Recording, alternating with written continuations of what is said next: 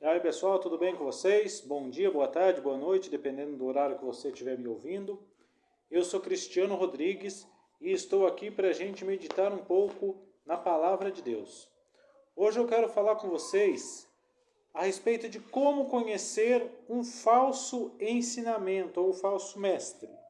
A Palavra de Deus diz assim em 2 de Pedro, capítulo 2, versículo 1, diz assim: Assim como no meio do povo surgiram falsos profetas, assim também haverá entre vós falsos mestres, os quais introduzirão dissimuladamente heresias destruidoras, até o ponto de renegarem o soberano Senhor que nos resgatou, trazendo sobre si mesmo repentina destruição.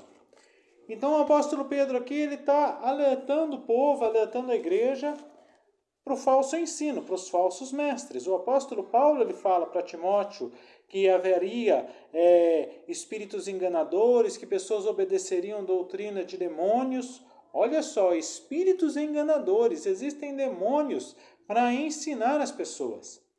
A batalha espiritual, eu sempre achei que a guerra espiritual era aquela guerra de sai demônio, sai capeta, e faz a pessoa, ora para a pessoa vomitar, põe a mão na cabeça e vai na encruzilhada repreender os demônios lá.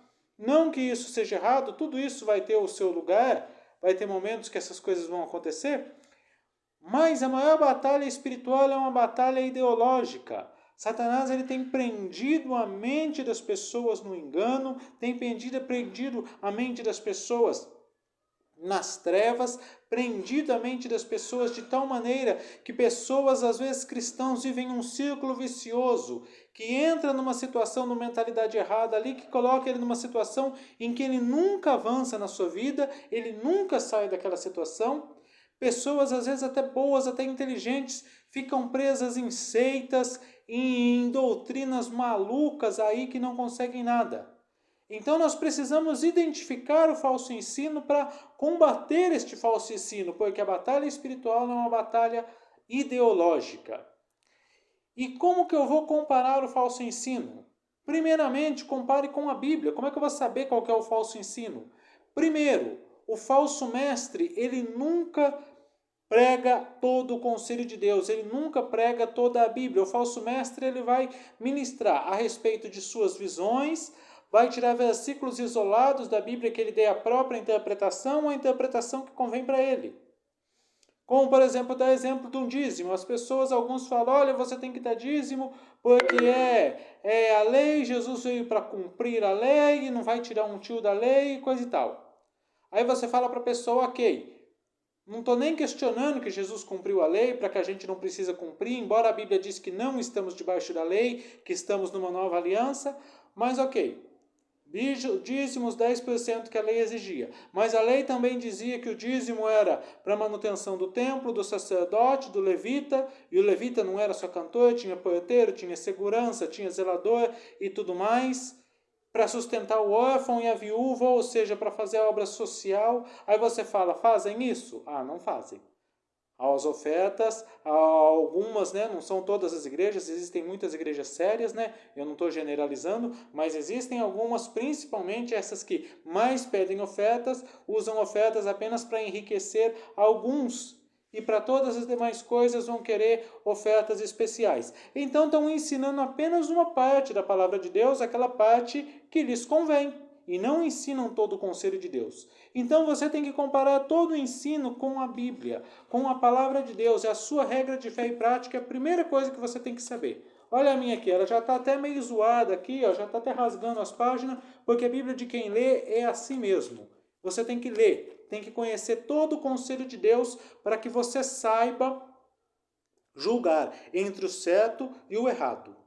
Você tem que conhecer a palavra de Deus, porque se você não conhecer, você é uma presa fácil aos falsos mestres, aos falsos profetas. Errais não conhecendo as Escrituras e nem o poder de Deus. Mateus 22, 29, o próprio Jesus disse. Colossenses 3, Paulo diz, a palavra de Deus habite ricamente em vós.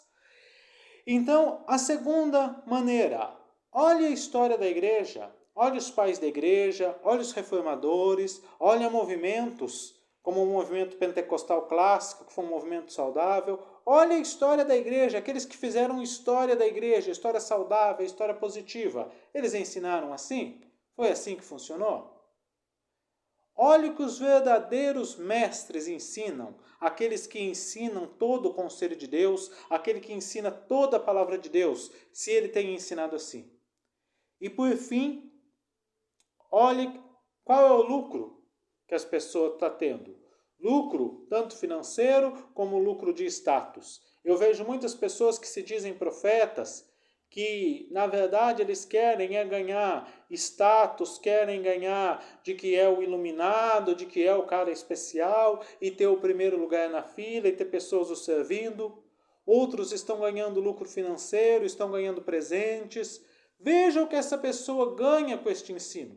Eu não estou dizendo que um mestre, que um líder, ele não deve receber pelo que faz. A Bíblia diz que digno é o obreiro do seu salário. A Bíblia diz o que prega o Evangelho, viva do Evangelho. A Bíblia nos ensina isso. Só que você tem que ver se o que a pessoa está ensinando, o que a pessoa está fazendo, ela está fazendo por amor a Deus, por amor às pessoas, ou se ela está fazendo para ter um lucro.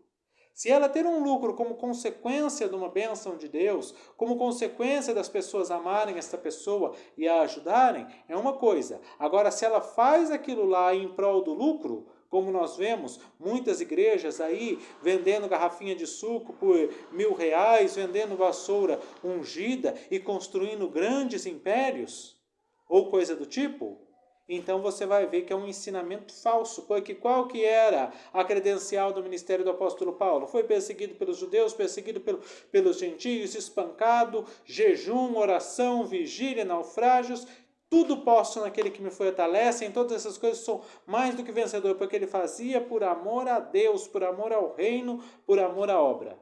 Então veja qual lucro essas pessoas têm. E principalmente, vou voltar lá no primeiro ponto, conheça a palavra de Deus, conheça a Bíblia, para que você possa julgar entre o falso e o verdadeiro sempre. Obrigado aí pela sua atenção. Se você gostou desse vídeo, curte, compartilhe para que fale com mais pessoas e até o próximo vídeo.